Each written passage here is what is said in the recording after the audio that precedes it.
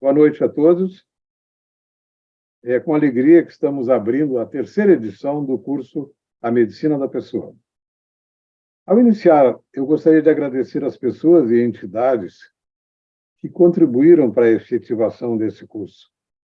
Ao Centro de Ensino e Pesquisa da Santa Casa, que albergou esse programa e abriu as portas da sua estrutura de divulgação e marketing.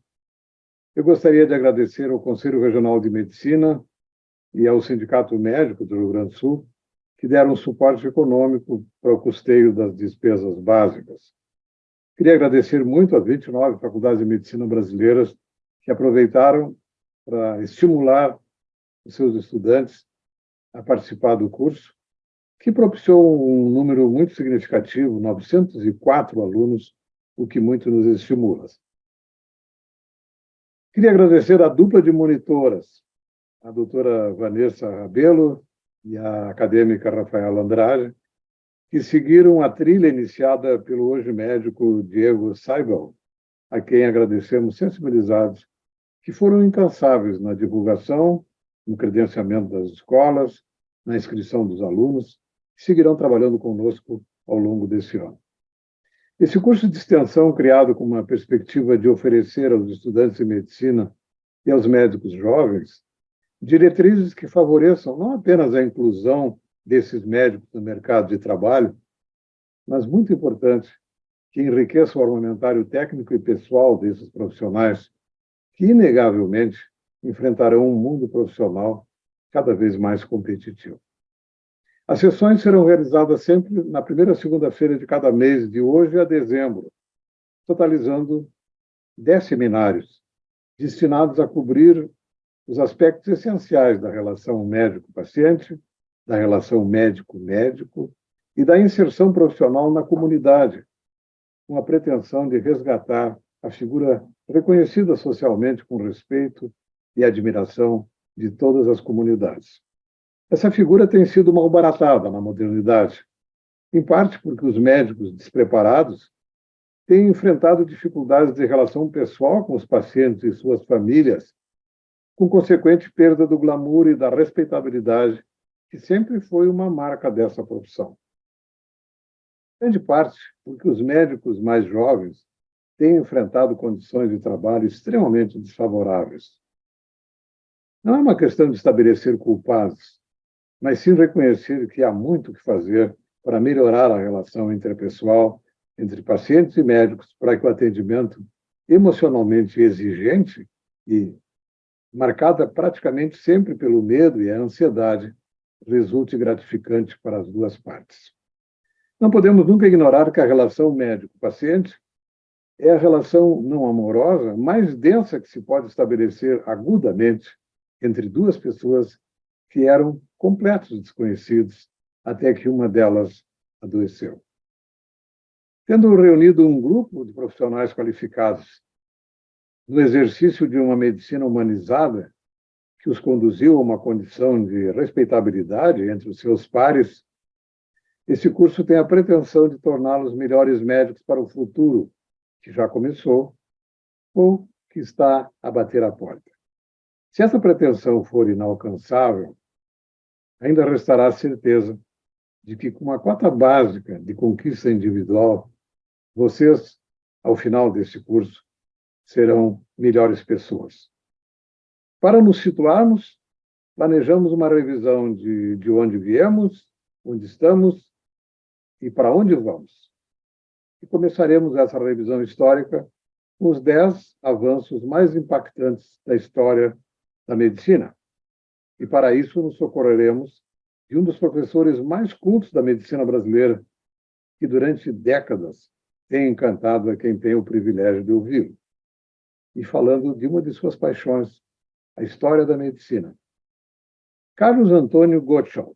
Meu querido amigo Dr. Camargo, todos os circunstantes que estão assistindo este curso, os meus melhores cumprimentos. O assunto já foi anunciado pelo nosso coordenador. As 10 maiores descobertas, os 10 fatos mais impactantes da medicina. Difícil tarefa estabelecer as 10 maiores descobertas da medicina, Mas, mais que exaltar feitos individuais, procurei usar o critério da abrangência, ou seja, sua aplicabilidade geral em toda a medicina e não apenas em campos particulares.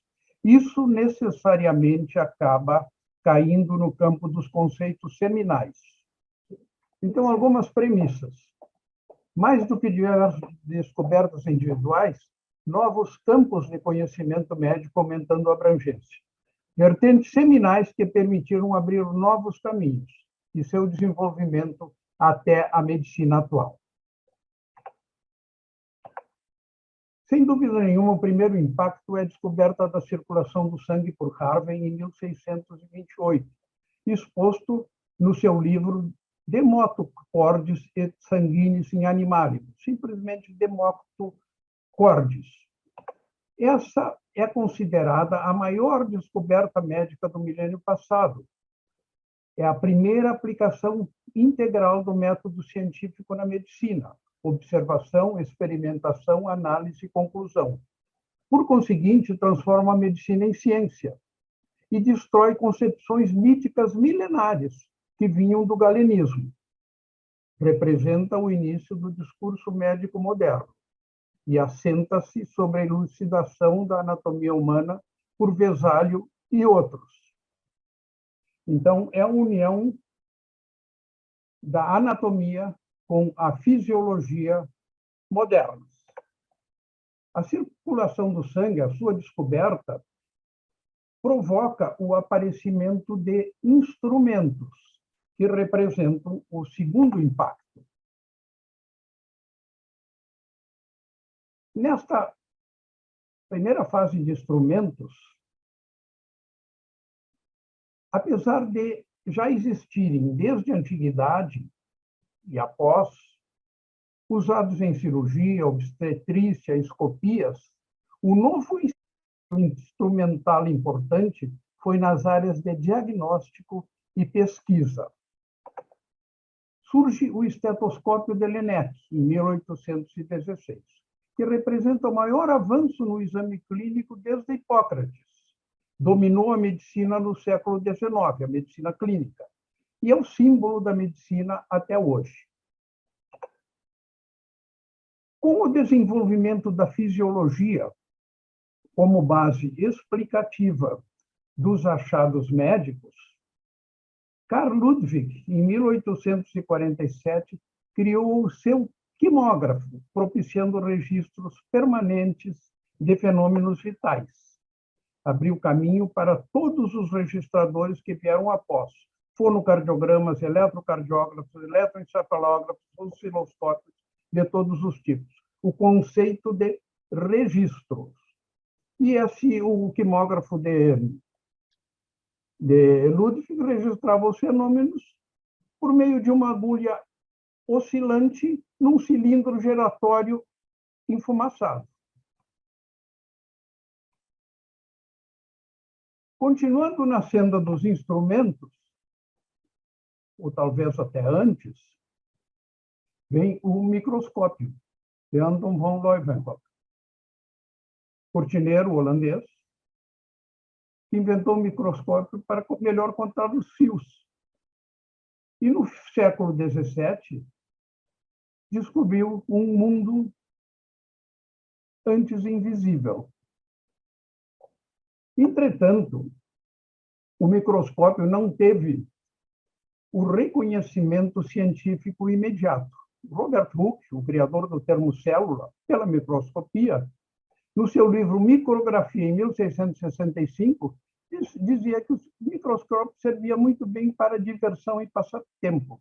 Não existiam ainda elementos culturais para que esse instrumento pudesse ser valorizado na sua integralidade. Tanto é que, no fim do século XVIII, o Giovanni Morgani, fundador da anatomia patológica, descreveu as alterações patológicas macroscopicamente.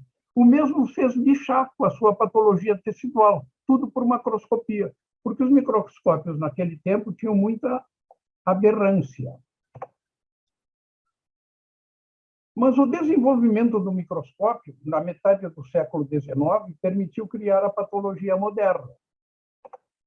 Rudolf Virchow, no seu Patologia Celular, decretou que toda célula vem da célula.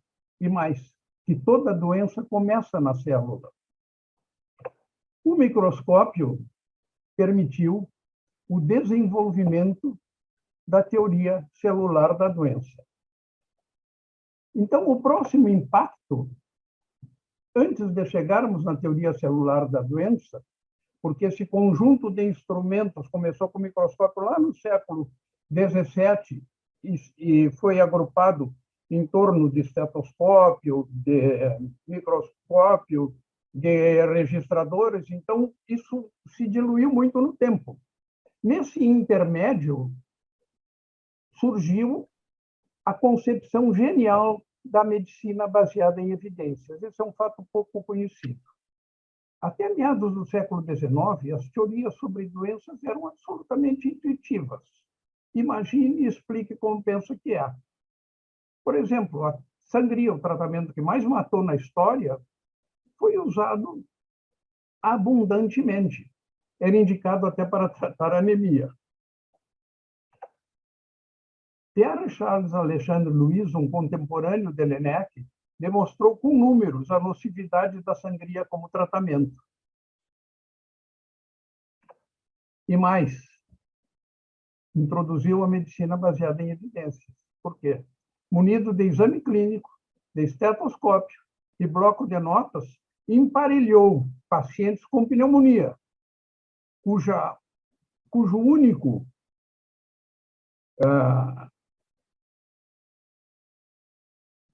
tratamento diferente era sangria e não sangria. E registrou numericamente achados e desfechos. Com isso, concluiu que a sangria era nociva. Os seus artigos de 1828 foram publicados em livros, ridicularizados na Europa, mas aceitos nos Estados Unidos.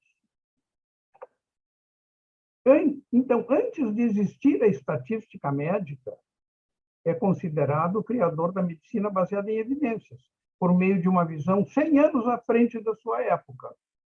E os estudos de medicina baseados em evidências são os que conduzem, atualmente, a maior parte do progresso da medicina. Próximo impacto: anestesia. Pela época, o Charles Alexandre Louis foi em torno de 1828, 1830, 35. Logo depois veio a anestesia. As cirurgias eram evitadas pela tortura da dor e pela morte por infecção no pós-operatório. As pessoas fugiam da cirurgia. Era melhor cirurgião quem mais rápido operasse, tanto para livrar o paciente da dor, quanto para que o procedimento fosse o mais rápido possível. Os pacientes costumavam ser amarrados na mesa ou então até alcoolizados. Em 1846, no Massachusetts General Hospital, William Morton, dentista, introduziu a sua máscara anestésica com cloroforme.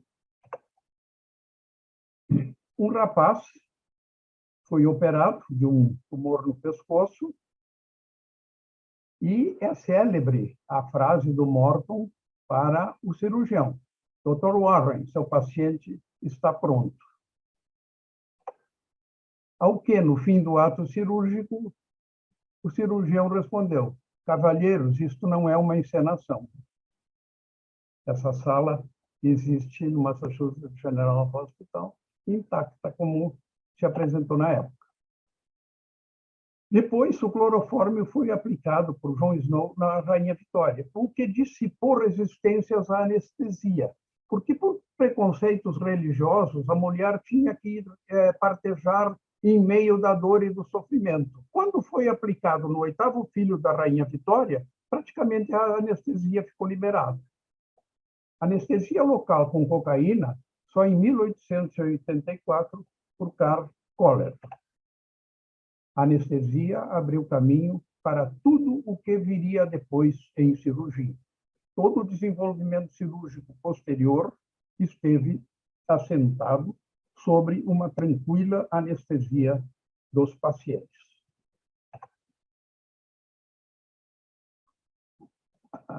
Permitindo cirurgias maiores, mais prolongadas, o fantasma que restou foi o das infecções. E o uso espalhado da anestesia propiciou o desenvolvimento da antisepsia, o próximo impacto. Vencido o fantasma da dor, permaneceu o flagelo das infecções. Problema muito grande. As infecções eram explicadas pelos miasmas, algo misterioso que vinha de putrefações e corpos em decomposição. Os germes não eram conhecidos. Em Viena, a maioria das mortes em parturientes provinham de partos executados por médicos do que por enfermeiras. Porque os médicos, eles vinham diretamente da sala de necrópsia, não lavavam as mãos, não trocavam a roupa e partejavam. Semmelweis, vendo esse quadro e também constatando que um colega morreu com o mesmo quadro infeccioso das parturientes, depois de picar um dedo com um bisturi contaminado, imaginou que alguma coisa estava sendo transmitida para provocar aqueles quadros. Mandou lavar as mãos. Queda dramática da mortalidade. Entretanto, ele foi desacreditado, entrou em depressão, voltou para a Hungria e morreu louco, com 40 e poucos anos. Em Glasgow, Joseph Lister tomou conhecimento de estudos de Pasteur, que havia descoberto os micro-organismos, e imaginou que esses estivessem envolvidos nessa situação desesperadora das mortes pós-cirúrgicas por infecção. Iniciou a desinfecção com ácido carbólico de ferimentos e instrumentos. A mortalidade caiu quase a zero. Homem extremamente reto, honesto, reconheceu a primazia de Semmelweis, mesmo depois da morte desse médico. Desapareceu o fantasma da infecção cirúrgica. A antisepsia provocou o desenvolvimento da teoria microbiana, o próximo impacto. Então, a teoria microbiana, ela começou com Louis Pasteur, quando, em 1854, visualizou micro-organismos responsáveis pela fermentação do vinho e do leite. Em 1864, propôs o seu processo de pasteurização, que é usado até hoje e que mantém esses compostos desinfetados. Então, o Pasteur, em 1873, estabeleceu definitivamente a teoria microbiana da doença. As infecções são provocadas por micróbios.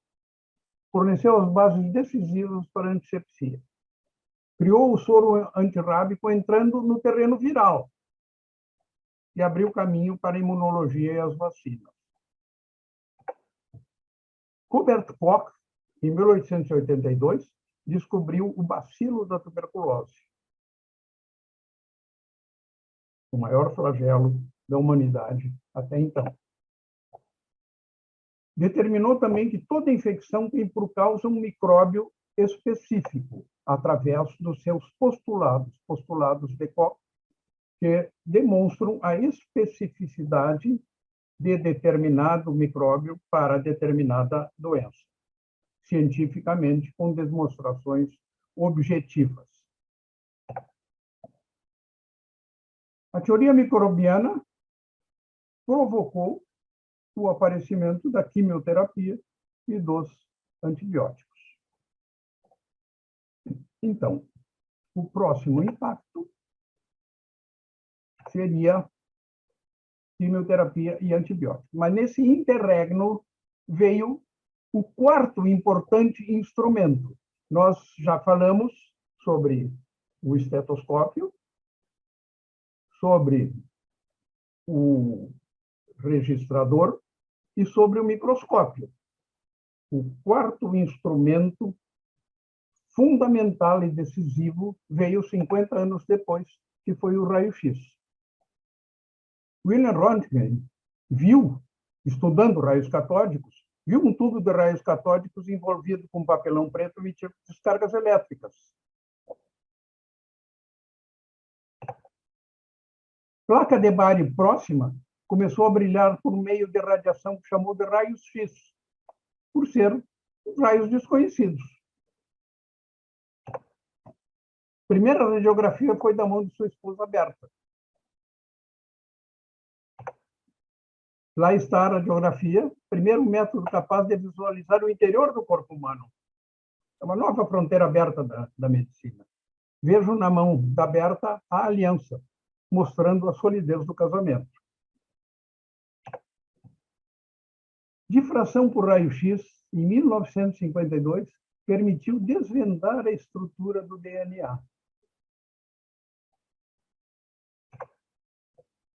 Vejam o avanço dos métodos de imagem. A primeira radiografia da mão da esposa do Röntgen e uma imagem de uma mão em 2007. Mas, de qualquer maneira, o raio-x é o predecessor de todos os métodos de imagens atuais. Então, conceito seminal.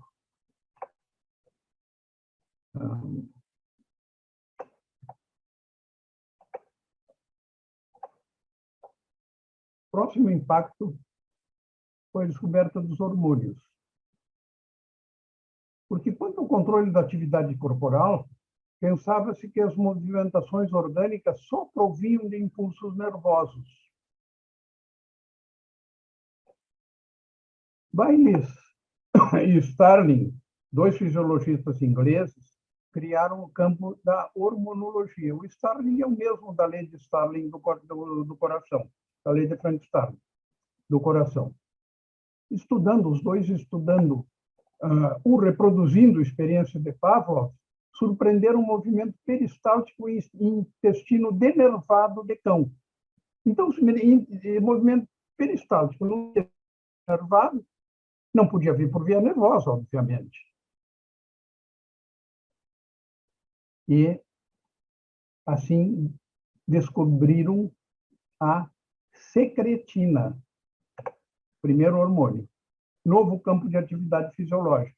Primeira demonstração de ação humoral à distância por via sanguínea e não nervosa. Criado o campo da hormonologia.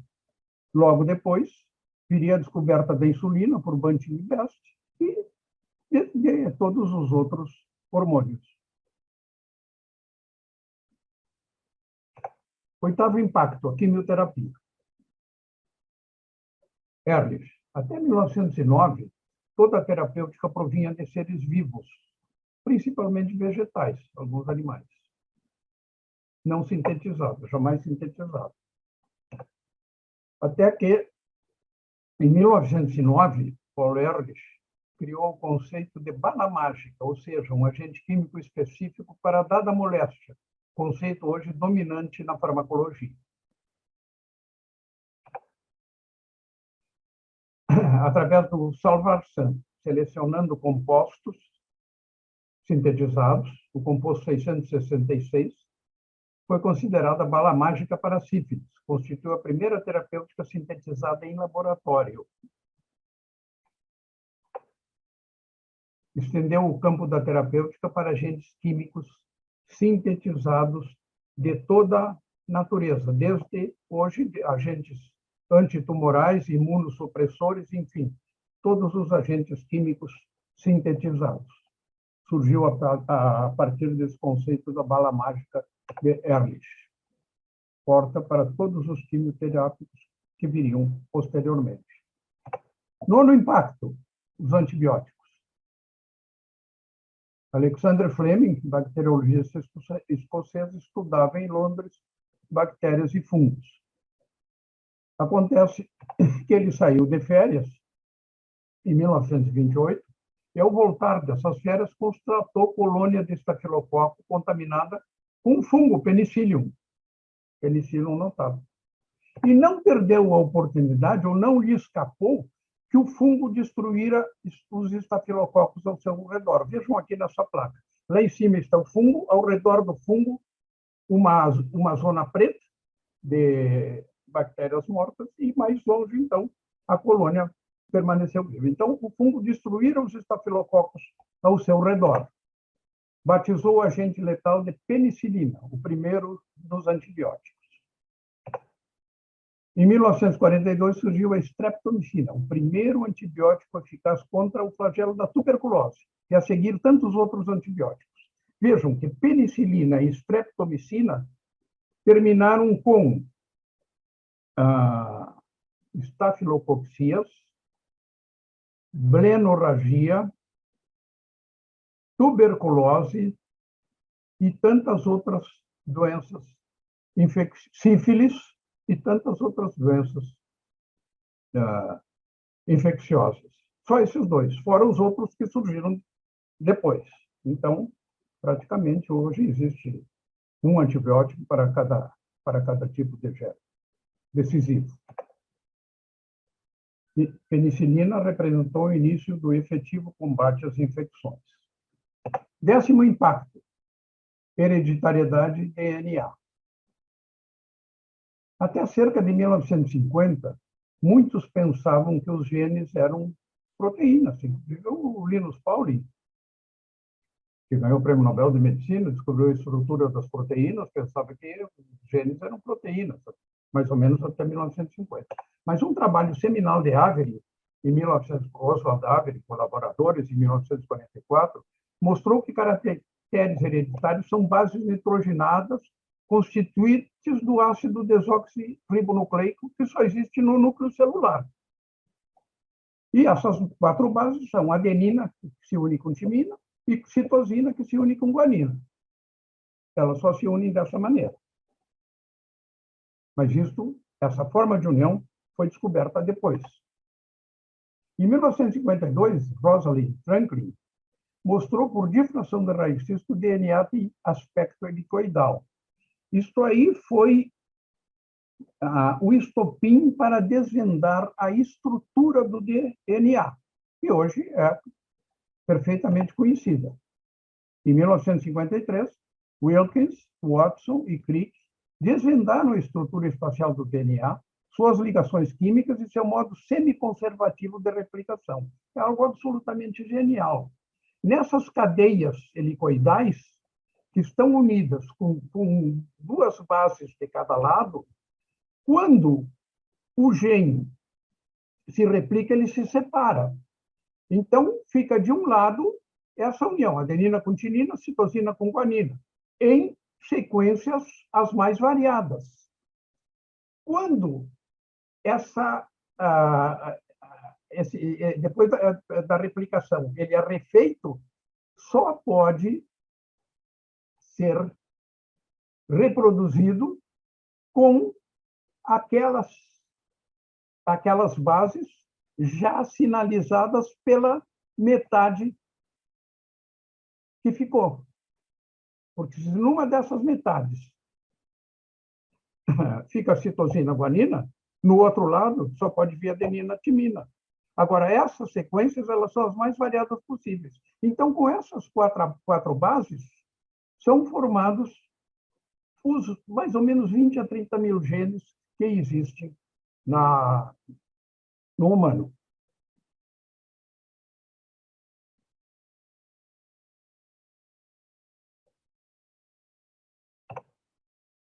A descoberta do DNA abriu caminho para estabelecer o genoma humano e a terapia gênica.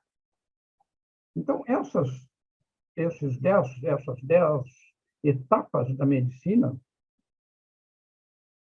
me parecem, no meu entender, no entender de muitos, os fatos mais impactantes da medicina. Não apenas descobertas individuais pontuais, mas conceitos seminais que, reunidos, praticamente abrangem todo o conhecimento médico. Muito obrigado. Obrigado, Gottschall. Esse passeio ao longo dos séculos é uma obra realmente meritória. Parabéns pela apresentação e pela disponibilidade. Muito obrigado, meu amigo. Há um conceito na moderna pedagogia médica que devemos estimular a inteligência emocional dos nossos futuros médicos, porque isso enternecerá os relacionamentos e abrirá as portas para a empatia, tão importante quando nos deparamos com pacientes sempre tão carentes de solidariedade. Há a convicção de que qualquer forma de arte humaniza. E para dar uma amostra de como a arte pode se expressar de diferentes maneiras, convidamos para esse início de curso o professor Jorge Pereira, um dos mais reconhecidos pneumologistas brasileiros, com pós-graduação aqui na nossa Santa Casa e que é hoje professor titular da Universidade Federal da Bahia, onde exerce uma liderança espontânea e festejada, sendo presidente da Sociedade de Pneumologia daquele estado e membro titular da Academia de Medicina da Bahia. Sempre interessado em arte, Jorge vai nos brindar com uma fala que sei será interessante. Bem-vindo, meu amigo. Boa noite, Camargo. Boa noite a todos.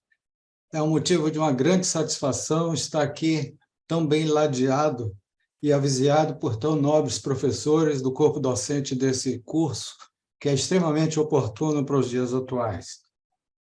Camargo, na realidade, está me dando um presente em participar, sobretudo, dessa apresentação de abertura, e com dois temas tão importantes.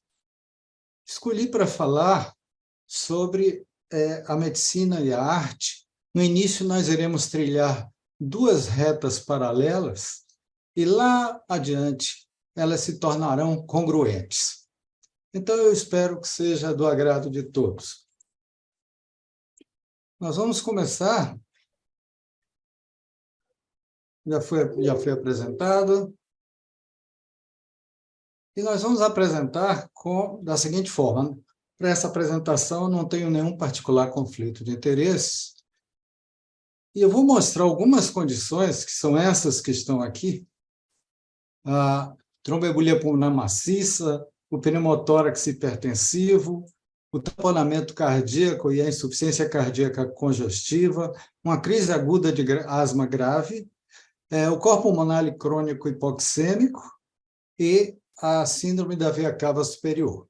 São condições extremamente graves e que, em muitas situações, nós temos que fazer o diagnóstico de imediato e, por vezes, nas mãos da tecnologia, e muitos desses diagnósticos nós podemos fazer à beira do leito e com urgência e usando, no máximo, 2 aparelhos, um estetoscópio e um tensiômetro.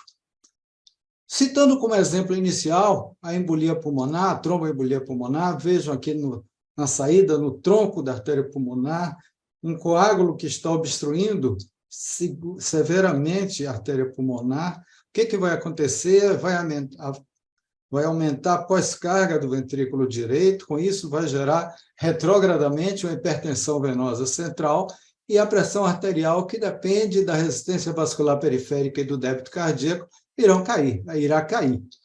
Então, com isso, se nós diagnosticarmos que o paciente está hipotenso subitamente e está com hipertensão venosa central, que nós também podemos diagnosticar com muito pouco de equipamentos, nós podemos suspeitar que um desses diagnósticos estará acontecendo. Na radiografia do tórax, se ela for feita, nós podemos ver, como está aí representado, o tronco da artéria pulmonar extremamente abaulado e maior do que o tronco acima, que é a crosta da aorta. No tamponamento pericárdico, no tamponamento cardíaco, acontecerá uma cardiopatia constrictiva, ou restritiva, no caso, gerando os mesmos princípios da embolia pulmonar maciça, como nós mostramos anteriormente. Outra coisa que poderá acontecer será a síndrome da veia cava superior, aqui citando o exemplo de uma obstrução tumoral da cava superior que irá obstruir, e ela, estando obstruída, irá impactar no fluxo das veias que trazem sangue dos membros superiores e do segmento cefálico. E daí nós vamos adiante. Vejam, nesse caso aqui, achuiado em amarelo, na topografia da veia cava superior, uma neoplasia obstruindo a veia cava superior, e no outro corte nós vamos observar a cava superior aqui corada e a neoplasia invadindo a cava superior, não só comprimindo, mas invadindo a veia cava superior, causando a síndrome da veia cava superior. O tronco braquicefálico esquerdo, venoso braquicefálico esquerdo e direito, quando há obstrução da cava, esses vasos vão ficar engurgitados e isso vai se repercutir para os membros superiores, como também para o segmento cefálico. Observem nesse quadro à esquerda, nesse exame, a veia ázigo, que ela tem o seu cajado aqui a essa altura e desemboca na veia cava superior. Aqui nós temos depois 2 dados propedêuticos extremamente interessantes para fazermos esse diagnóstico. Observem, se uma neoplasia, por exemplo, obstruir a veia cava superior acima da desembocadura da veia ázigo, nós teremos um quadro clínico. Se for abaixo da veia cava, da desembocadura da veia cava superior, da ázigo na veia cava superior, nós teremos outro quadro clínico, como nós vamos mostrar aqui. Vejam, se aqui em vermelho, acima da desembocadura da ázigo, nós teremos uma circulação colateral na parede anterior do tórax, que vai se restringir ao tórax. Se for abaixo da desembocadura da ázigo, nós teremos a circulação colateral no tórax e no abdômen. Então, basta olhar para o paciente, examiná-lo assim, nessa posição, que nós poderemos fazer um brilhante diagnóstico topográfico de onde estaria a obstrução da veia cava superior. Às vezes, o que nós temos de exame físico do paciente a 45 graus, como está aqui, seria a turgência jugular.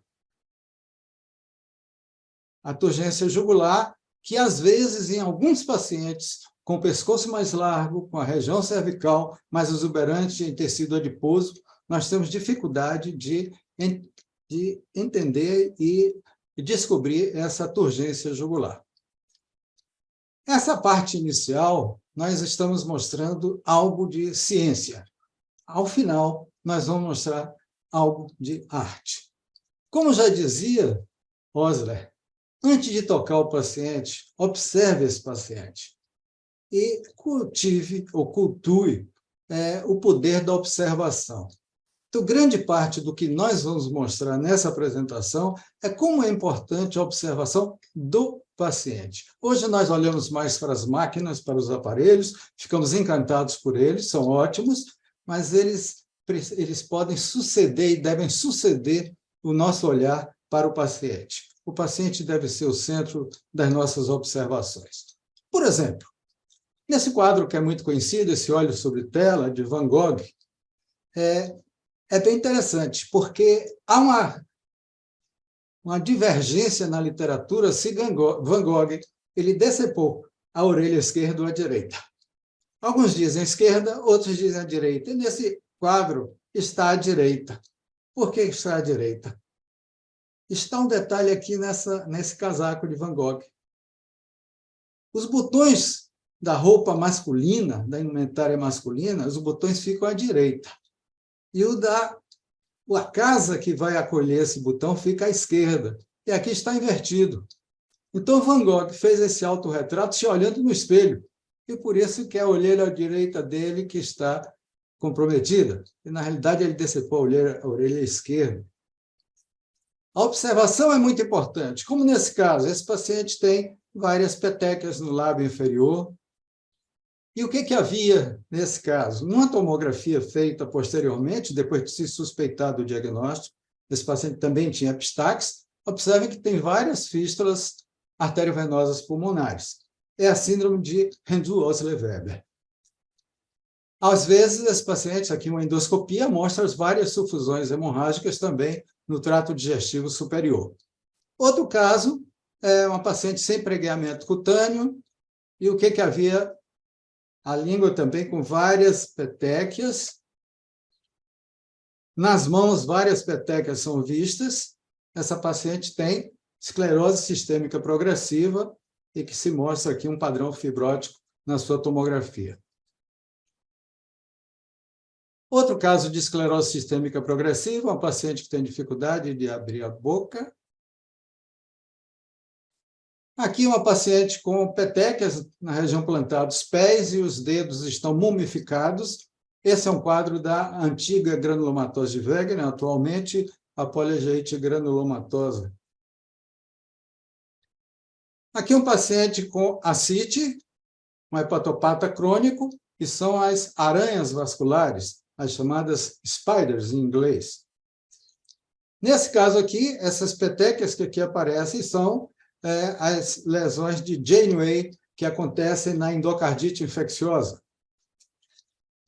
Esses são nódulos que pacientes com endocardite infecciosa também podem ter, esses nódulos violáceos que aqui aparecem.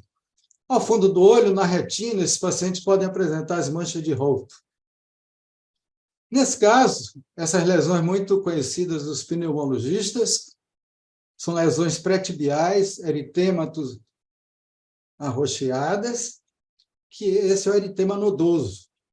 O paciente pode acontecer em pacientes com sarcoidose e com diversas outras enfermidades. Essas são lesões extremamente interessantes. Essa aqui são as pálpulas de Gottron, que ficam na superfície extensora das mãos, e também nas articulações metacarpofalagianas. E observem assim nessa superfície lateral dos dedos, essas lesões descamativas. Isso é chamada mão do mecânico, que acontece com a angiopolisserosite. Perdão.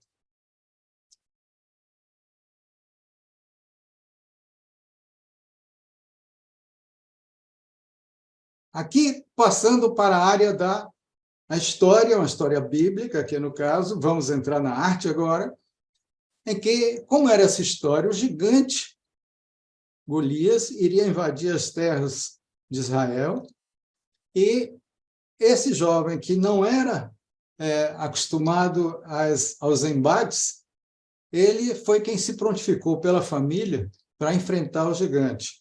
E o gigante cometeu um erro primário de guerra, que é subestimar o adversário.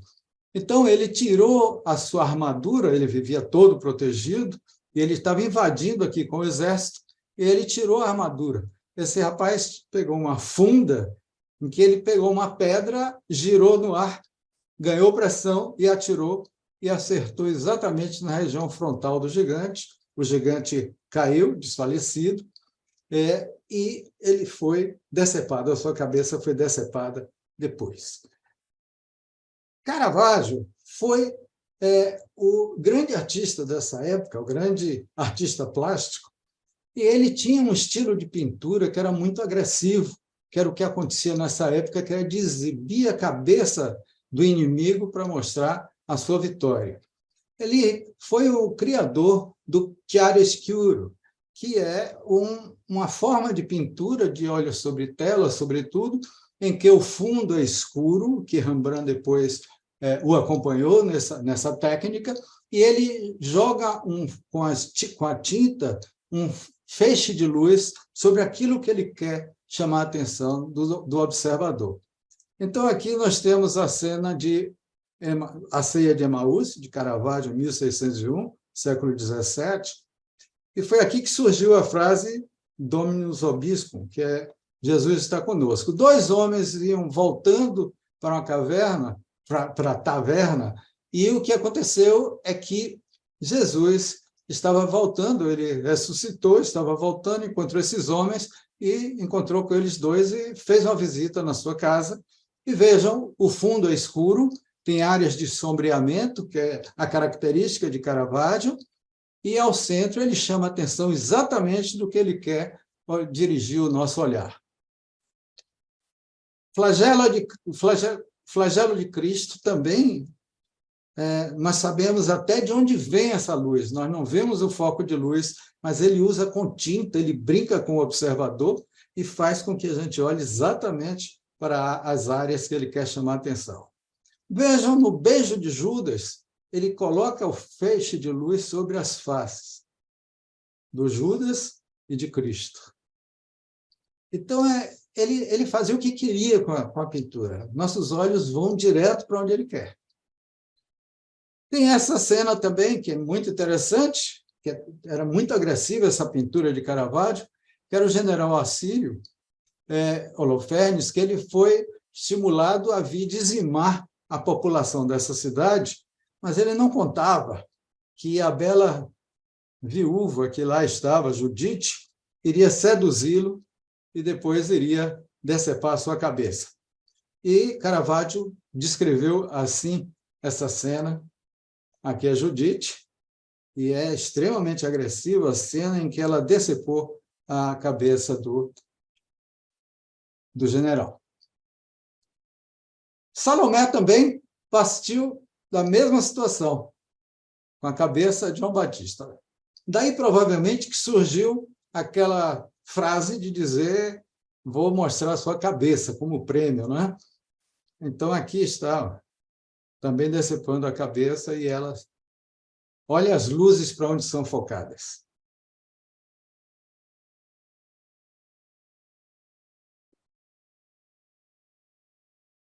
A cena de que Davi jogou a pedra sobre a região frontal do Golias está aqui. Aqui está, inclusive, o local em que ele foi atingido e depois foi decepado. Então, queriam, na realidade, aqui está o Golias, com a lesão na sua região frontal, e aí, na época, os políticos, exatamente para mostrar a força do povo de Israel, quis e contratou o Miguel Ângelo, naquela época com 25 anos, para esculpir uma imagem que demonstrasse para a história como foi esse episódio. O Miguel Ângelo já tinha feito a melhor Pietà de todas, são várias, né? Essa é a de Miguel Ângelo, já tinha feito também o Moisés, e essa foi uma das poucas pinturas que ele trabalhou, é o teto da Capela Sistina, mas, na realidade, ele não queria fazer o que Caravaggio fazia, de mostrar uma arte tão agressiva. A ideia dele era fazer algo esteticamente perfeito. Ele fez o Davi aqui, Miguel Ângelo fez Davi, e o que ele faz é um momento, por instantes anteriores a ele arremessar essa pedra. Ele tem esse braço elevado, e essa é a altura da cintura, a perna esquerda levemente fletida, mostrando que ele vai tomar impulso para tomar essa atitude. É de uma estética perfeita. E se nós olharmos, porque nós sabemos que os povos antigos, eles dissecavam cadáveres, estudavam anatomia, mas aqui nós vamos falar agora em hemodinâmica, no século XVII. Observem com cuidado o Davi. Davi ficou, a princípio, em praça pública, depois resolveram levá-lo para o alto, ele ficaria distante. Em praça pública, ele ficou à mercê de raios, de intempéries, e até deram uma cadeirada, arremessaram a cadeira nele, quebraram o braço, depois foi reconstituído, e depois ele foi finalmente levado nesse carro sobre rodas e trilhos, e ele foi levado para essa praça, e hoje ele está no interior dessa galeria, no Museu dell'Accademia, em Florença, e ele fica à visitação. É uma das obras mais visitadas no mundo. Então, são 5 metros de altura, são 5 toneladas, mas o mais interessante é isso que eu vou procurar mostrar agora. Observem a região cervical. A região cervical, as veias são planas. Observe a mão que fica à altura da cintura, as veias engurgitadas. A mão que está acima do átrio, as veias colapsadas. Isso era fruto de observação. ele não tinha onde estudar isso. Observe o pescoço como é liso, aqui é o esternocleido. Aqui é o tendão, as veias estão colapsadas na mão que fica acima. Então, isso pode perfeitamente nos ajudar quando queremos pesquisar se existe a turgência jugular. Podemos olhar as mãos do paciente, colocando a altura da cintura e elevando para ver se as veias entram em colapso. Vejam aqui as veias distendidas da mão direita e a da mão esquerda lisa, com as veias aplanadas. Veias distendidas, a da mão direita, que está pendente, as veias da mão esquerda estão plenamente colapsadas e as da direita estão distendidas. Como é que ele descobriu isso, hein? Olha a mão direita como está. É uma beleza, é uma perfeição, Davi, de Miguel Ângelo. Então, para concluir, nós temos aqui as duas artes se tornando congruentes. Nós podemos admirar o corpo humano nas suas nuances mais interessantes e procurar fazermos o diagnóstico pela observação e pelo exame. E esta é uma apresentação dedicada às pessoas que cultivam ou cultuam e permitem aflorar a sua sensibilidade emocional e afetiva, que permeiam as relações interpessoais, as relações humanas, mesmo ante aos inexoráveis avanços da tecnologia. Os três últimos slides, eu queria mostrar esse aqui, esse óleo sobre tela, de Pablo Picasso, que resume seguramente a ideia do Dr. Camargo em relação a isso que ele pensa em relação à relação médico-paciente, às nossas atividades assistenciais. Nesse quadro, esse aqui representa o pai de Picasso, é o médico. Ele está numa posição de respeito, palpando o pulso da paciente, né? Aqui está uma paciente desfalecida, pálida. Do lado de cá está uma freira e carregando uma criança. E a mãe penalizada com a criança que vai... Essa aqui é a irmã de Picasso, que vai ficar órfã. Eu tiro esses arranjos que eu fiz para que contemplem uma imagem que eu acredito que seja a alma desse curso. Essa imagem nós temos que fixar para entendermos bem o que está na cabeça do Dr. Camargo. E aqui se juntam medicina e arte. Aula de anatomia é um quadro bem conhecido. Esse aqui era o marginal, foi morto. E tem um detalhe aqui que precisamos observar. O primeiro é que os alunos estão em forma piramidal. Todos atentos, todos têm barba, todos têm uma gola branca. O professor é o único que está, é o professor Tupi, né? É o único que está de chapéu.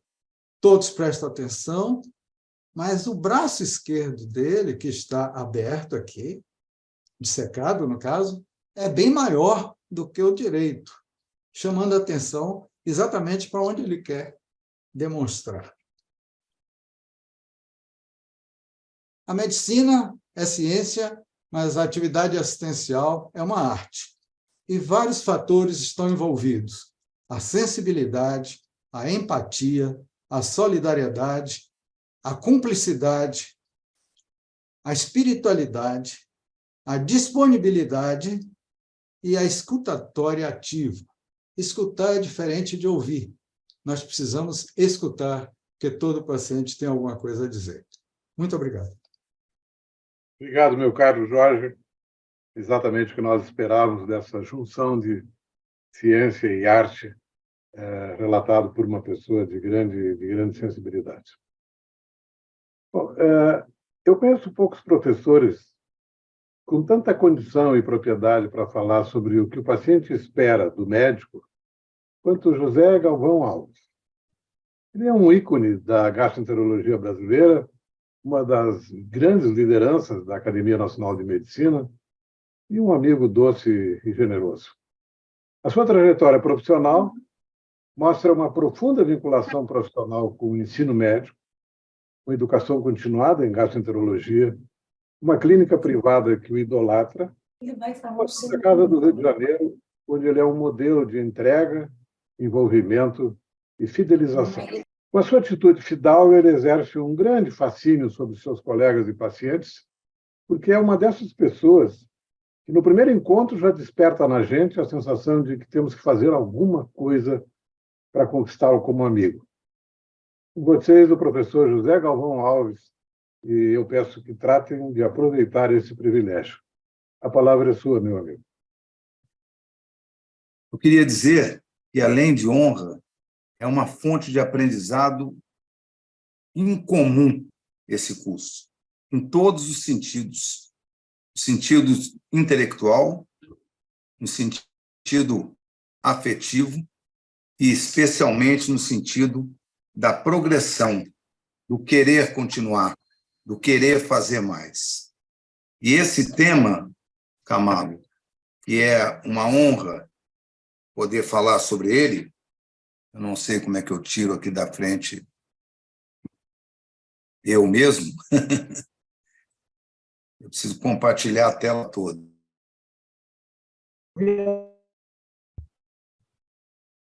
Isso. Me foi oferecido pelo professor Camargo o que o paciente espera do médico. E a primeira pergunta que eu me fiz é o que eu espero do meu médico. Então, essa resposta não será dada apenas por um médico, mas será dada certamente por um paciente também. E nós, em vários momentos da vida, trocamos de lugar, passamos de médico para paciente. E aí podemos muito observar o quanto é fundamental a figura do médico e o quanto é fundamental esse médico entender a figura do paciente. Ele falou que eu tenho que passar. Não?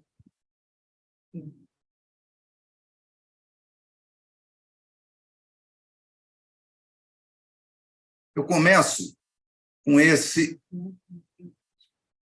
frase fundamental do Harrison na sua primeira edição, no início da década de 1950, quando surgiu um dos maiores livros da história da medicina. O que dizia no primeiro capítulo desse livro?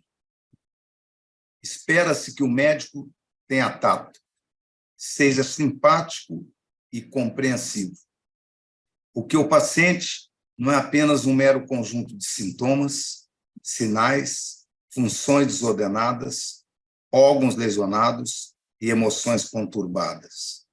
O paciente é um ser humano, com seus próprios medos e esperanças, que está em busca de alívio, ajuda e conforto. O verdadeiro médico tem um interesse shakespeariano, por sábios e tolos, por orgulhosos e humildes, pelo herói estoico e pelo patife lamuriento. O verdadeiro médico se preocupa com o ser humano. Essa frase é talvez a frase que eu mais tenha usado ao longo da minha carreira, falando especialmente num curso que já organizo há muito tempo, de emergências médicas, em que pouco se discute sobre a parte afetiva, acolhedora, a parte de empatia do médico, porque se preocupa muito, naturalmente, com o desenrolar orgânico do paciente. Mas o que leva um paciente ao final de um atendimento de emergência, o que passa o paciente nesse atendimento de emergência, tem que ser razoavelmente pesado, razoavelmente cuidado nas atitudes. E várias dessas atitudes já foram aqui, en passant, comentadas pelas excepcionais aulas anteriores, e talvez eu consiga aqui enumerá-las melhor. Por ser eu a falar desse assunto. Primeira consulta. Quem é o paciente? Quem é aquela pessoa que adentra a nossa sala? É uma criança trazida pela avó? É uma criança trazida pelo vizinho? É uma criança trazida por um ente que não conhece? Quem é o paciente? É um idoso, sozinho? Como diz muito bem o professor Camargo, cuidadosamente vestido, perfumado às vezes, valorizando aquele encontro talvez único ou talvez pouco com o médico. Quem é o paciente? É fundamental que nós perguntemos quem é o paciente como ser humano, quem é o paciente como pessoa, traduzindo claramente esse curso, Medicina da Pessoa.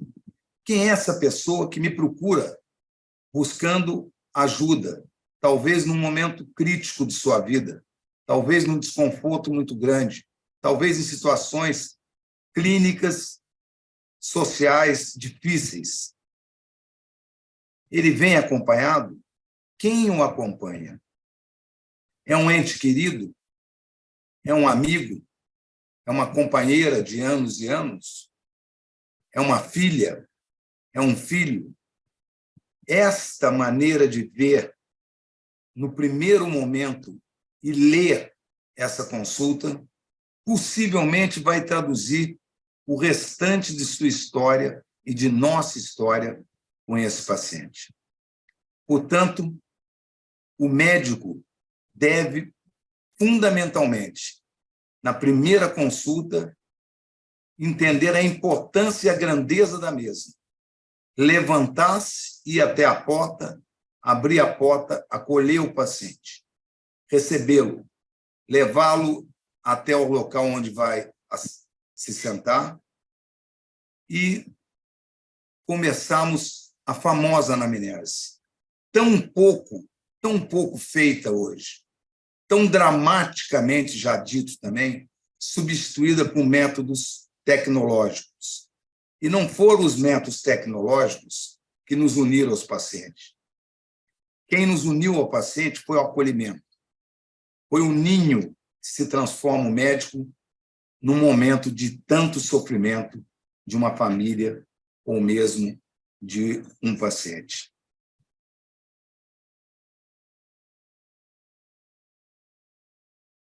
O que o paciente espera do médico? Já dito também há pouco. Empatia, segurança, conhecimento, humildade e sinceridade. Empatia ao recebê-lo. Empatia ao mostrar-se que quem é o protagonista da medicina é ele, o paciente. Nós somos um de uma equipe, mas ele é o único sem o qual jamais a medicina teria existido. Quem é esse paciente? Como falei anteriormente. Demonstrar segurança ao paciente. Segurança não é prepotência. Segurança é conhecimento com humildade. É atender assemelhando o seu paciente que é atendido, coroando-o pela pessoa que é, e não pelo que nós gostaríamos que fosse. Coroando pelo que ele pode trazer na sua cultura, na sua história, na sua vida, e não pelo que nós gostaríamos que ele fosse. E humildade, mesmo que você seja um médico excepcional, que você seja conhecido por todos como talvez o melhor de um país, você tem que ser único para aquele paciente. E tem que tornar aquela relação única, porque todas as relações médico-paciente são únicas, assim como todos os amigos são únicos, assim como toda pessoa é única. E nós temos que valorizar essa singularidade na pessoa do outro, e não na nossa. Então, essa aquisição da confiança do paciente passa muito por esses 5 itens. E, obviamente, pela sinceridade. Uma sinceridade suave, uma sinceridade amiga, uma sinceridade protetora, mas verdadeira. Fundamentalmente verdadeira. Não há nada que possa ferir mais uma relação médico-paciente do que a falsidade, do que a mentira. Temos que sofrer, às vezes, com a verdade, mas com a verdade, jamais com a falsidade. Então, é fundamental que nós possamos valorizar coisas pequenas como essas, mas gigantescas, para ganhar a confiança de um paciente e, por conseguinte, ganhar também, além da confiança, a beleza de uma relação saudável, de uma relação de admiração mútua e conhecer profundamente nosso paciente que, se de alguma maneira, que nos procura. Um outro tópico, também dito anteriormente, é de disponibilidade. O médico deve ser uma pessoa disponível. Disponível numa procura necessária. Hoje, nós temos um risco muito grande com a disponibilidade, né? Com a facilidade do celular, com a facilidade e excesso da mídia, nós dispensamos um pouco o presencial e ficamos, às vezes, a atender um paciente, atendendo o telefone ao mesmo tempo, olhando a mídia, né? E esquecemos de nos tornar verdadeiramente disponível. Disponível é quando procurado por verdadeira necessidade, nós ali estamos, ao lado do paciente e da sua família, identificando os que são importantes para ele, identificando o que é importante para ele e valorizando o que é importante para ele. Muitas vezes, nós estamos com um doente em terapia intensiva, um doente grave, um doente morredor, entre aspas, moribundo até, e mal passamos a visita, mal entramos no quarto e ficamos conversando com os familiares. Nós nos ligamos a quem vai viver, nós nos ligamos a quem vai continuar nos oferecendo algumas coisas e esquecemos daquele que está precisando de nós para passar para um outro mundo que ainda desconhecemos. E para esse mundo que ainda desconhecemos, ele também desconhece, tem seus medos, suas angústias, e nós devemos estar ao lado. Nós devemos ajudar nossos pacientes a viver melhor, mas também a morrer melhor. Atualmente, praticamente, mesmo em grandes centros de medicina, os pacientes têm morrido abandonados. A Santa Casa do Rio de Janeiro, e por falar em abandono, que foi abandonado pelo serviço público do país todo e todos os governantes, eu me lembro dos leitos da Santa Casa, um ao lado do outro, em que um paciente ajudava o outro e que cada um tinha uma cadeirinha para os médicos sentar e conversar com o paciente. A presença de uma cadeira para ser usada é dar ao paciente a sensação de que nós viemos para ficar. Nós não estamos de passagem. Nós não vamos embora. Não é apenas, bom dia, como vai o senhor? Tudo bem? Um abraço, daqui a pouco eu passo. E ele mal sabe seu nome, mal sabe quem é você. E se perguntar, ele vai descrevê-lo apenas pelas características físicas e não pelo que ele conheceu do médico, da pessoa que você deve ser. O que é o paciente? O que o paciente espera do médico? Honestidade, ética. Exemplos muito simples.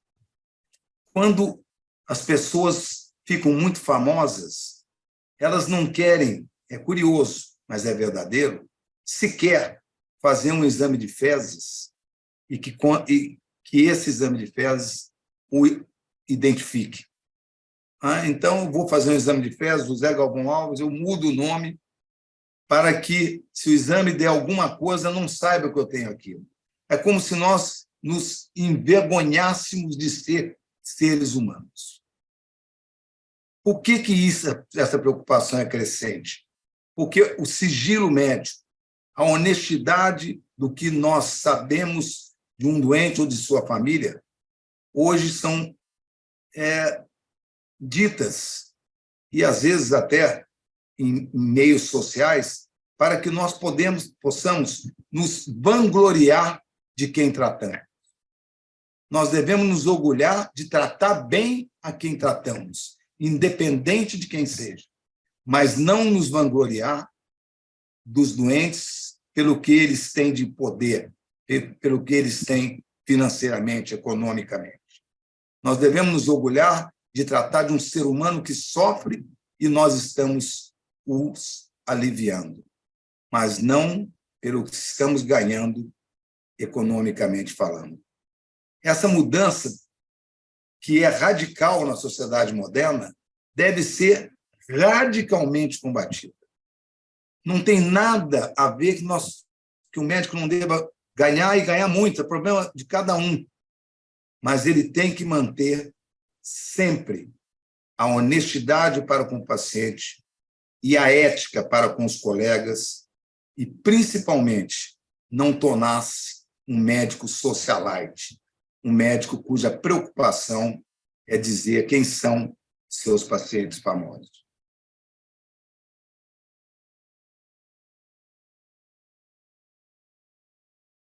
Como ensinar o comportamento médico? Como ensinar um médico a ser médico verdadeiramente? Primeiro, estimulando a medicina presencial. Não há nada mais rico do que conviver e conhecer o paciente que nós tratamos. Segundo, como já dito aqui muito bem, pelos meios literários, né? Tão enriquecido com os métodos online, com não a medicina, mas a cultura online, tão passível de ser alcançável e democraticamente quase pela maioria das pessoas. Então, o médico não pode se deter apenas ao conhecimento científico. O médico é uma pessoa diferenciada? Mas ela pode ser humanizada pelo cinema, pelos grandes filmes que traduzem maravilhas imensuráveis, pela literatura em geral, inclusive de médicos, escritores, por tudo que há da possibilidade de online nós conhecemos da história, não da medicina, mas do ser humano e dos homens em geral. Nós devemos ensinar o comportamento terapêutico, como se transmite a um paciente a terapia que ele vai fazer, como transmite os eventuais efeitos iatrogênicos dessa terapia, como conviver com isso. Eu vou dar um exemplo, sem me tornar público. Eu estou vivendo, num momento, uma situação grave, com uma paciente que complicou após uma cirurgia, e isso seguramente me faz sofrer profundamente, pelo elo, de amizade que tenho com a mesma. Quer dizer, amizade criada no consultório, não tenho convívio social com ela. Amizade criada dentro de uma verdadeira proximidade de afeto, dedicação e reconhecimento. Reconhecimento por ela, afeto mútuo e dedicação médica. Isso faz com que as amizades sejam quase que irretocáveis. São tão verdadeiras quanto os amigos de infância. O grupo na beira do leito é um perigo que merece cuidado especial, cada vez mais, porque não é o que se diz, é o que se transmite. E nós transmitimos muito mais de forma extraverbal do que através da palavra.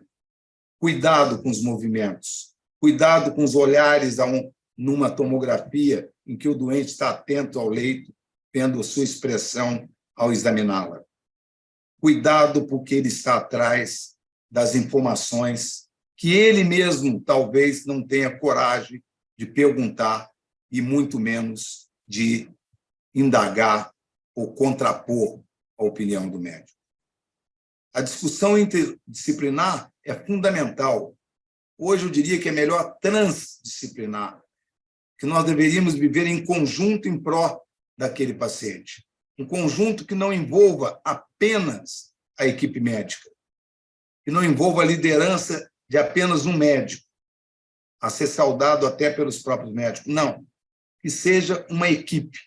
E, obviamente, como toda equipe, tem alguns craques, mas tem os carregadores de piano, que devem ser valorizados, porque, às vezes, são os mais queridos, porque são claramente identificados por aqueles que sofrem.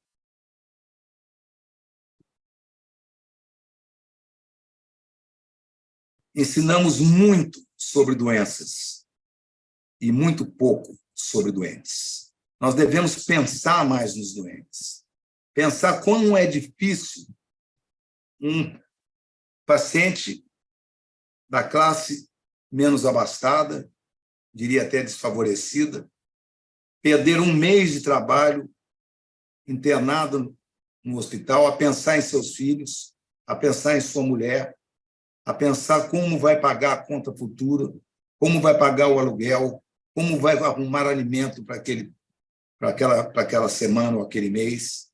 Quer dizer, se nós não entendermos isso, nós somos técnicos espetaculares, mas jamais médicos. Médico é outra coisa. Médico é o que nós precisamos resgatar com luta, com bravura, com coragem, como está fazendo o professor Camargo nesse maravilhoso curso que eu tenho a honra de participar.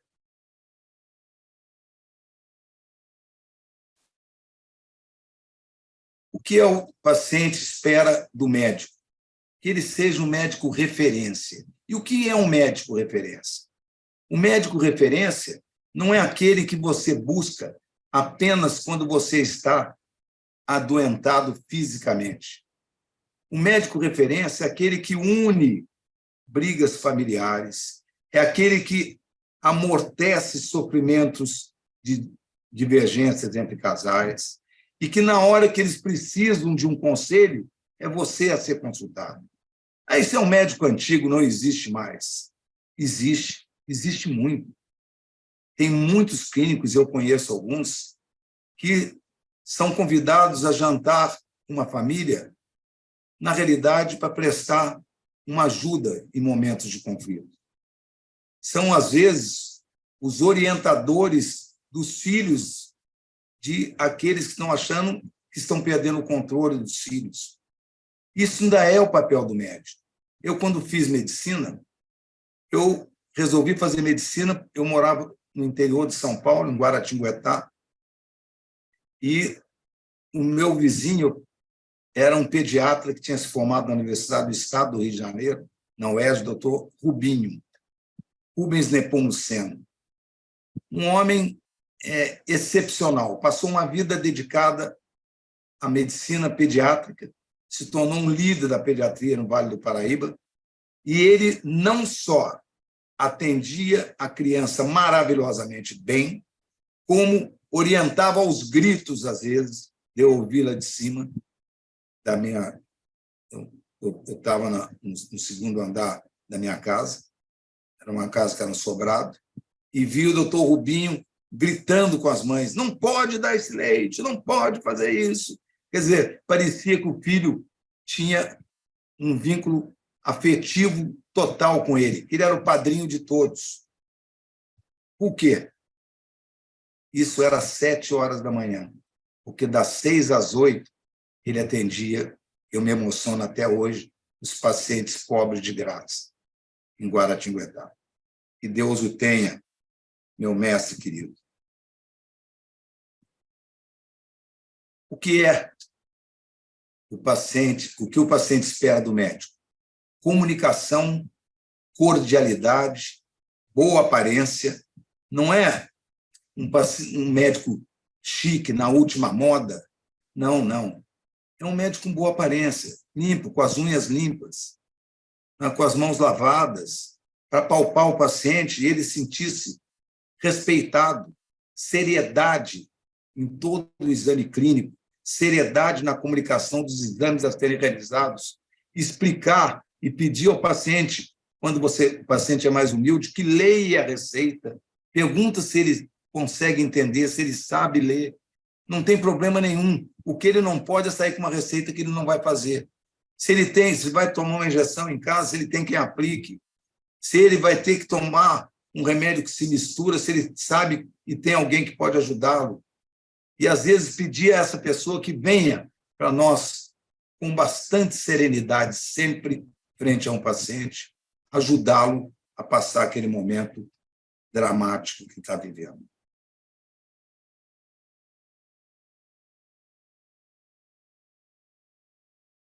E meu último slide. Como posso encontrar um bom médico? Como posso encontrar um bom médico em que possa confiar? Confiança no médico é essencial, é fundamental. O médico vai reter conhecimentos da vida do indivíduo que tem que ser o máximo possível preso àquela relação só. Como posso encontrar um bom médico que cuide de mim como uma pessoa? Como posso encontrar um bom médico que tenha tempo para ouvir e compreender? Essas são as interrogações, as objeções do paciente, infelizmente, muito pouco ensinadas hoje. Mais uma vez, professor José de Jesus Camargo, os meus agradecimentos e a honra de estar com o senhor. Obrigado, meu caro Galvão. Vocês que acabaram de ouvi-lo entenderão por que é tão fácil gostar do Galvão e a gente vai aumentando a intensidade dessa afeição na medida que convive com ele. Muito obrigado pela apresentação, foi realmente maravilhosa e muitas pessoas se manifestaram durante a tua apresentação. Obrigado. Nós vamos falar sobre esse aspecto que eu acho que é importante. Nós estamos vivendo um momento paradoxal da medicina chamada moderna, e eu vou comentar algumas coisas sobre o desafio médico do século XXI. Bom, nós podemos acompanhar da apresentação do Gottschall do quanto a ciência acompanhou o ritmo lento da humanidade e, de repente, a velocidade do progresso da ciência médica se modificou. Houve uma colaboração mútua de diferentes áreas da ciência, fazendo com que todas crescessem. Houve uma facilitação inimaginável da comunicação. Eu lembro, quando eu era residente, que eu tinha professores que escondiam informação para que a gente não soubesse o que eles chamavam de o pulo do gato, né? Que eu acho, veja o quanto isso era ridículo hoje, se nós temos o acesso que temos à informação. E o inexcedível desenvolvimento da medicina no último século permite dizer que nós aprendemos mais nesses últimos 100 anos do que em toda a história da humanidade. Nunca foi tão fácil acessar informação, isso é inegável, e o contraponto é que nunca deu tanto trabalho manter o conhecimento atualizado, em algumas áreas da medicina mais do que em outras. Recentemente eu li um artigo no New England que referia que o conhecimento, por exemplo, na área de genética, se renova a cada ano e meio em 50%. De modo que é muito fácil o desaprendizado das ciências de evolução rápida. Progressos da imagética provavelmente foram os mais brilhantes das últimas 2 décadas. E se a gente compara, por exemplo, esse achado que foi relatado em 1971, nesse hospital em Wimbledon, se fez a primeira tomografia de crânio numa mulher com uma suspeita de lesão cerebral. O autor do projeto foi o Dr. Hounsfield, que depois ficou famoso porque foi o que determinou a graduação das densidades dos diferentes materiais usados em radiologia. E a empresa, essa especialista em projetos musicais, foi quem financiou esse projeto. Mas o que eu queria mostrar era o contraste entre essa tomografia, que mostrava esse borrão no lobo cerebral, e as imagens da tomografia moderna, que permite mostrar a lesão com uma nítida absoluta, identificar se ela tem edema perilesional, sugerindo uma neoplasia de crescimento rápido, ou se é uma neoplasia de crescimento lento, com uma muito boa acomodação espacial. Quando a NASA precisou monitorar os batimentos cardíacos dos astronautas, ela estava desenvolvendo, sem perceber, a mais moderna monitorização hemodinâmica das nossas UTIs presenciais ou à distância. O fantástico desenvolvimento da neurociência é uma das áreas mais fascinantes da medicina moderna, que tem permitido identificar cada lugar do cérebro, o que ele faz, que função tem, levando o neurocirurgião, especialmente, ao desenvolvimento de técnicas que permitam corrigir as disfunções. Eu recomendo esse livro do nosso confrade na Academia Nacional de Medicina, o professor Paulo Niemeyer Filho. No Labirinto do Cérebro é uma pérola, porque ele descreve neuromedicina num linguajar para o leigo, contando histórias de pacientes com determinados tipos de lesões e as consequências comportamentais.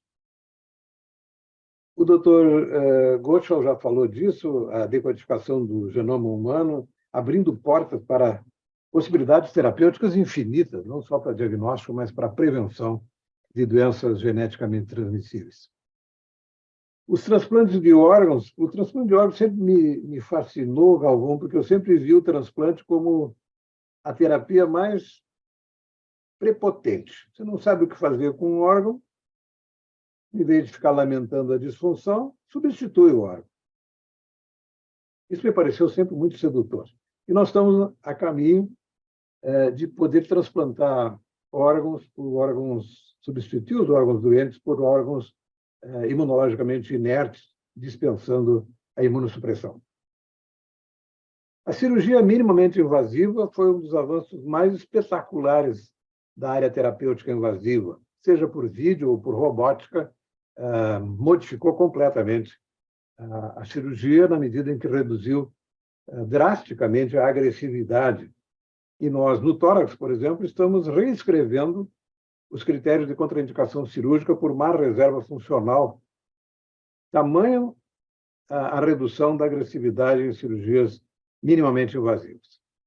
A imunoterapia do câncer é uma área brilhante, futuro já presente, terapia do câncer, e uma área especialmente dedicada ao Dr. Gottschall, que é a cardiologia intervencionista, que tem muito comprometido o trabalho dos cirurgiões cardíacos, severamente ameaçados de desemprego.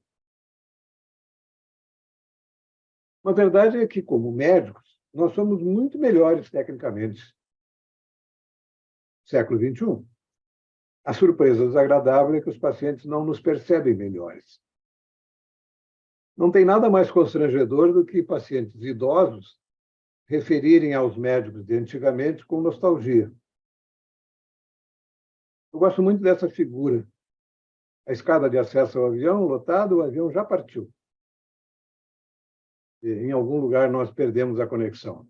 Quando é que nós perdemos a conexão? Quando nós não percebemos que, com todo esse avanço tecnológico, a única coisa que não mudou e não se modificará jamais é o sentimento do paciente.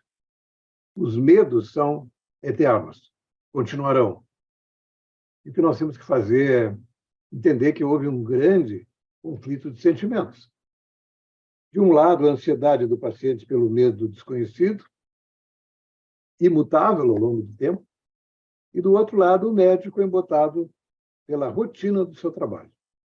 A rotina aqui é uma grande ameaça, porque nós passamos a considerar doenças bobas, que só serão bobas por quem não está doente.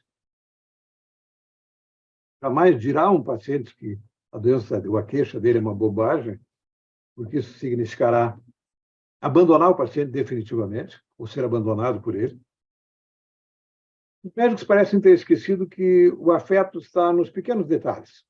E aqui eu chamo sempre a atenção de que nós temos que entender que o paciente presta atenção e canta o gestor do hospital. O frequentemente são coisas absolutamente diferentes, contrastantes, divergentes. Tive um amigo meu que foi atendido numa das melhores UTIs do mundo, tratou uma situação de alto risco, num tratamento de arritmia, uma ablação, e quando eu lhe perguntei como é que tinha sido ser tratado na melhor UTI do mundo, ele disse: você sabe que aquela porcaria, além de caro, não tinha Wi-Fi? A visão dele era assim, um lugar que não tem Wi-Fi, é de difícil convívio, não importa quanto seja badalado. A perda da solenidade e a desvalorização da identidade, isso que o Galvão referiu, nós temos que saber tudo do paciente, a começar pela identidade. Até porque nenhuma relação séria prescinde de identidade e de solenidade. O primeiro passo é a valorização da identidade, o segundo passo é a solenidade. Todos os momentos importantes da nossa vida são tratados com solenidade. A banalização do sofrimento é a atitude mais agressiva que se possa tomar em relação a alguém que está sofrendo. Eu adoro esse segmento desse filme, Adams, que mostra exatamente esse horror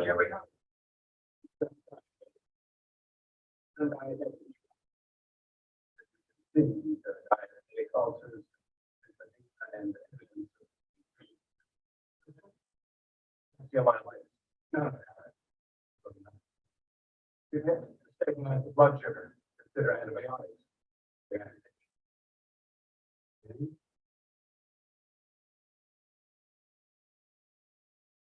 I was just wondering the patient's name.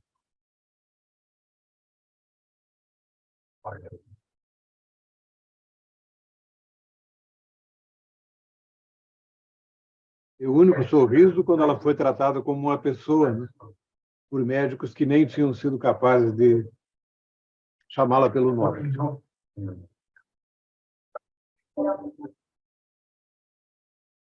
Uma coisa muito importante na relação médico-paciente é a decisão do quanto é útil a verdade absoluta. Eu chamo isso de passar a verdade por filtros de utilidade. O paciente tem que saber tudo que seja útil do seu tratamento e deve ser poupado de toda a informação inútil. Essa que é entregue na totalidade à família, mas o paciente precisa ser poupado do que não lhe ajude. A incapacidade de ouvir é uma das queixas maiores dos pacientes atendidos na modernidade. A quebra do ritual, isso eu acho que é uma coisa muito importante. Todas as coisas importantes têm ritual. Qual é o grande ritual da consulta médica? É o exame físico. Quando nós abrimos mão do exame físico, porque descobrimos que a tomografia pode nos dar informações que tornariam, por exemplo, a ausculta dispensável, nós estamos abrindo mão não apenas de um método propedêutico extremamente informativo, nós estamos desprezando um item da relação médico-paciente que ele valoriza muito. Nós não podemos tratar as pessoas simples como se elas fossem invisíveis. Quem trata o simples como invisível, ele está perdendo o acesso à gratidão na sua forma mais pura. Não tem nenhum paciente tão reconhecido quanto um humilde que foi valorizado. Médicos têm prestado muita atenção no monitor enquanto vão fazendo perguntas, virados para o computador e digitando. A substituição do olho no olho pelo olho no monitor é uma desconsideração que só quem já passou com o paciente por essa experiência consegue dimensionar. A capacidade de ouvir sem interromper é um exercício de humanismo e de respeito pelo paciente. Jamais fazer uma anamnese em pé. Eu acho que isso é a coisa mais importante. A anamnese não é uma história de uma doença. A anamnese é a história de uma pessoa que adoeceu, que vai nos dar enormes ensinamentos pela percepção que ele teve da tragédia de adoecer. Eu gosto muito dessa recomendação da doutora Kate Rowland. A Kate Rowland é uma médica de Chicago que, recém-formada, ela escreveu um texto que foi publicado no Lancet, em que ela descreveu a experiência chocante para ela, inexperiente, jovem, com um paciente oncológico, e que ela descreveu para ele tudo o que ia ser feito. Falou da doença dele como uma propriedade médica. E ele disse: como é que a senhora sabe o que é melhor para mim se a senhora nem me conhece?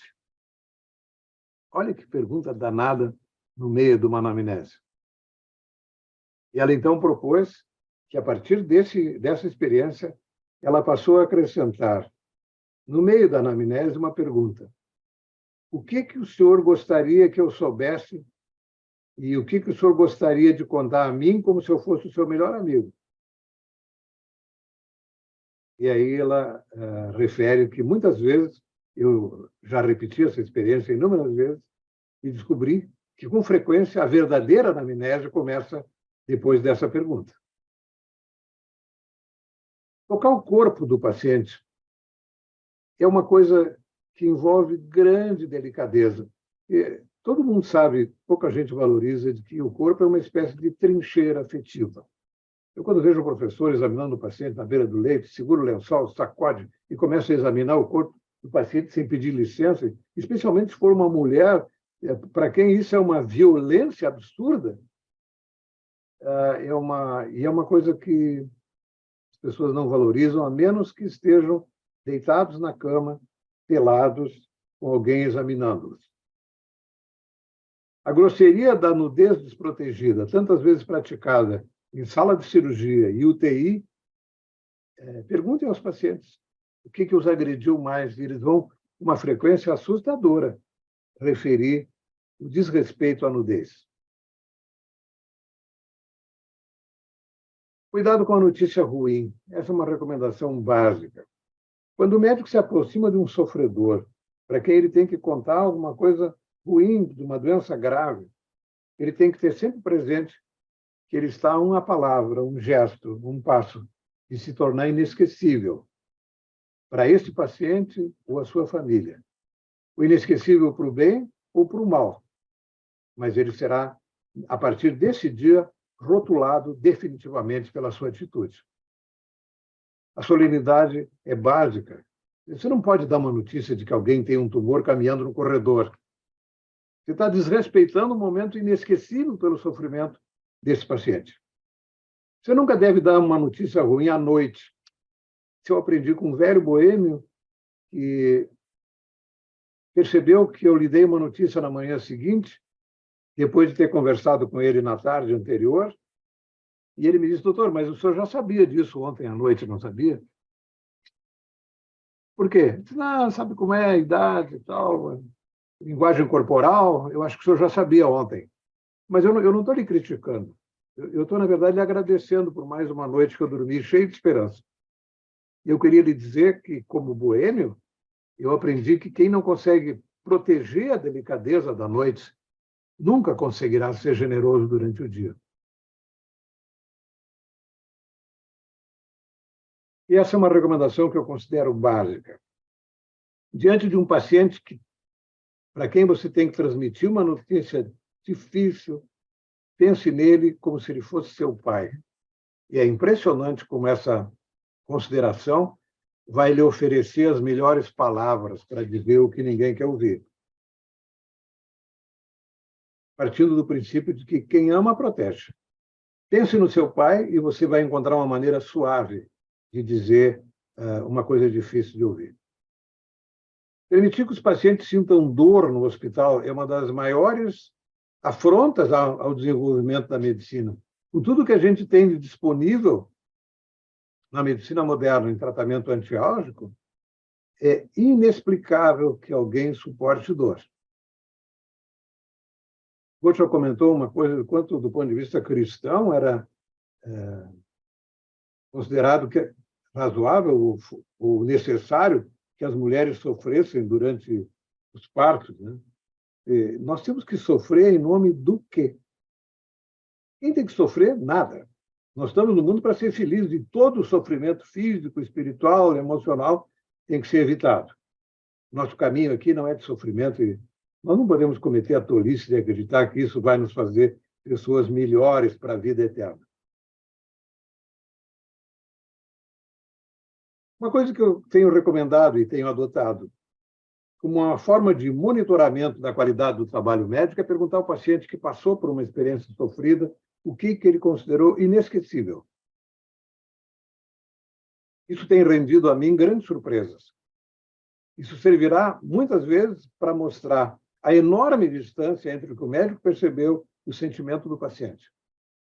E isso fará com que nós prestemos mais atenção no que pode ser causa de sofrimento do paciente. Contabilizar manifestações de gratidão é uma obviedade.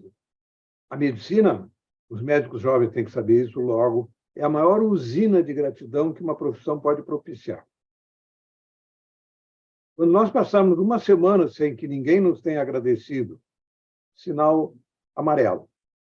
Porque se passarmos 2 semanas sem ter estimulado ninguém a expressar gratidão pelo que fizemos, nós estamos precisando muito de alguma terapia que nos recicle em relação aos valores fundamentais.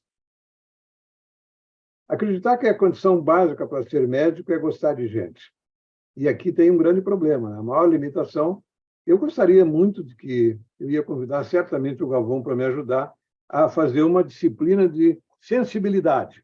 Torne-se uma pessoa sensível. Como é que a gente faz isso? Não sei, mas eu gostaria muito de saber e me deliciaria de poder ensinar alguém a ser sensível. Mas e quem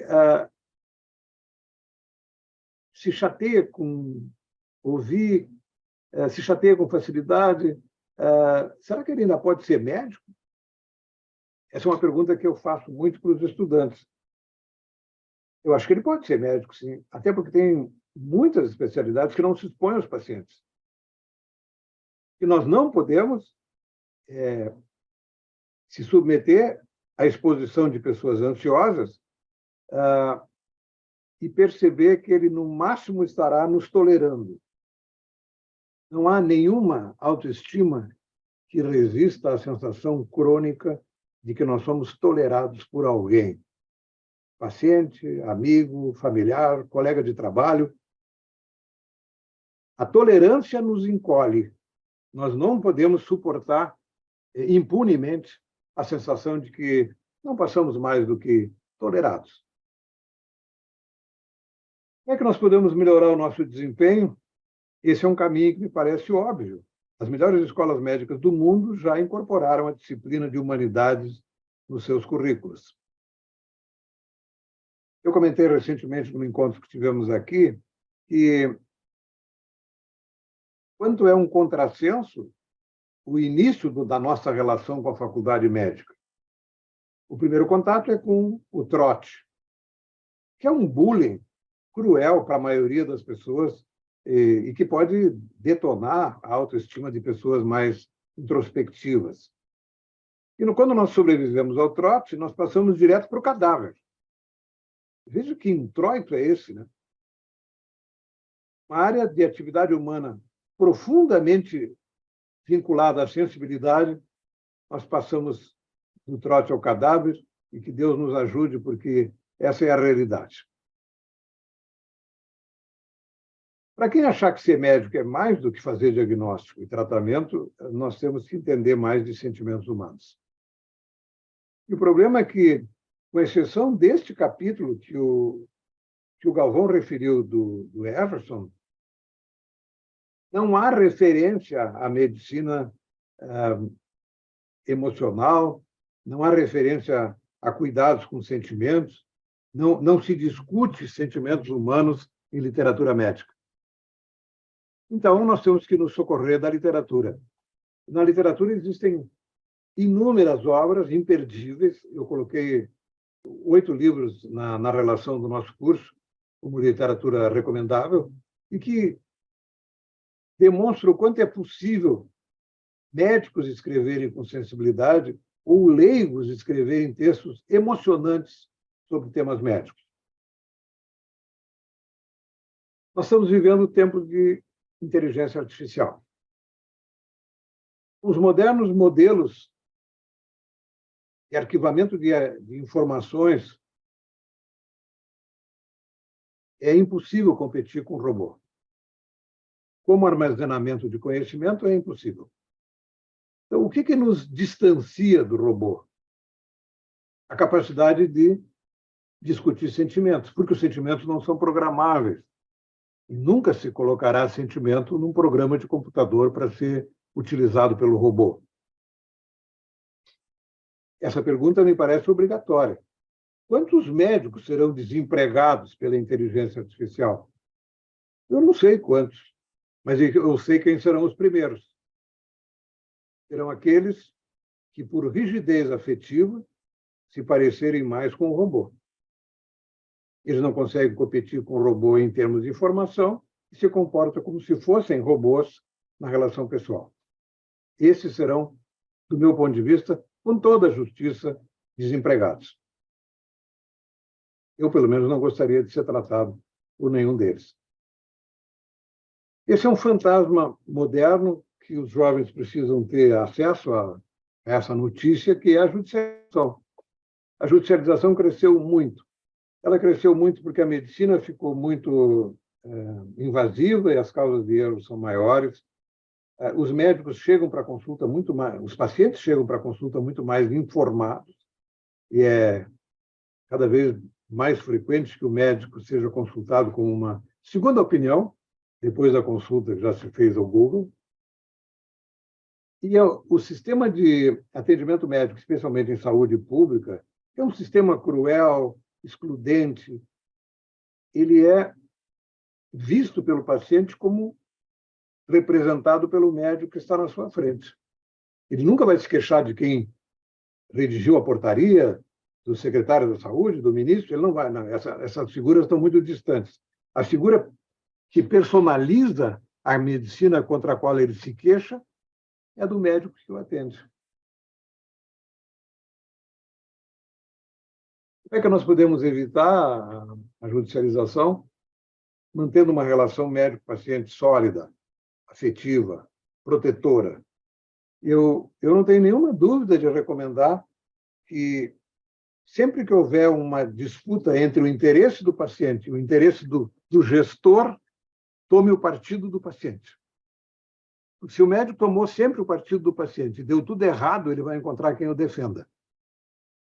Agora, se deu tudo errado e ele foi obrigado ou se propôs a fazer uma escolha terapêutica que agradou mais ao gestor, ou ao dono do hospital, ou ao titular do convênio, ele certamente vai ficar numa enorme solidão, porque nesse momento ninguém estará interessado na sua má sorte. Eu, durante um tempo, pertenci, durante poucos meses, porque não tive fôlego para isso, ao Conselho Regional de Medicina. E abandonei a função porque eu não tinha condições de julgar pessoas. Me parecia um exercício de crueldade ouvir relato de colegas que tinham tomado decisões numa situação absolutamente desfavorável do ponto de vista tecnológico e que depois essas decisões se mostraram equivocadas. Mas uma coisa que eu aprendi desse contato foi que é extremamente raro que você encontre uma demanda judicial num caso em que não tenha havido nenhuma rusga, nenhum atrito entre o médico e a família ou o médico e o paciente. Então, as relações afetivas são o grande preventivo para a demanda judicial. Nós temos que ser advogados dos pacientes, advogados no sentido de que ele seja a nossa única causa. Entre dois profissionais igualmente treinados, sempre vai prevalecer o que tenha mais afeto. Não há nenhuma dúvida. Eu acho muito triste essa figura do injustiçado profissional. Vocês vão encontrar pessoas que fizeram um bom curso de medicina, investiram, qualificaram, foram para o exterior, voltaram e nunca decolaram. Invariavelmente, o problema é falta de afeto. Se nós perguntarmos a um clínico experiente como é que ele seleciona um médico para quem encaminha os seus pacientes, nós saberemos que ele escolhe por competência e afetividade. Nós temos que entender que desconsideração, que é uma relação sofrida, né, em qualquer situação, se o paciente está apavorado diante de um sofredor, desconsideração é um sentimento irreparável. A telemedicina é uma verdade já ativa há algum tempo, a telemedicina que nós todos fazemos, de radiologia, patologia, laboratório e tal. As teleconferências de apoio à distância são verdades e úteis, mas a presença física do médico nunca será substituída por nenhum recurso virtual. E a razão é essa: a medicina de verdade se alimenta de compaixão. E a compaixão tem essa característica, um sentimento que não se contenta em ser visto. A compaixão precisa ser tocada e ninguém se sentirá estimulado a abraçar um robô diante de uma notícia ruim. Esse é o quarteto que eu considero inegociável. Nós temos que trabalhar com a verdade. Nós podemos não conseguir ser o melhor no que fazemos, mas nós temos a obrigação moral de tentar ser.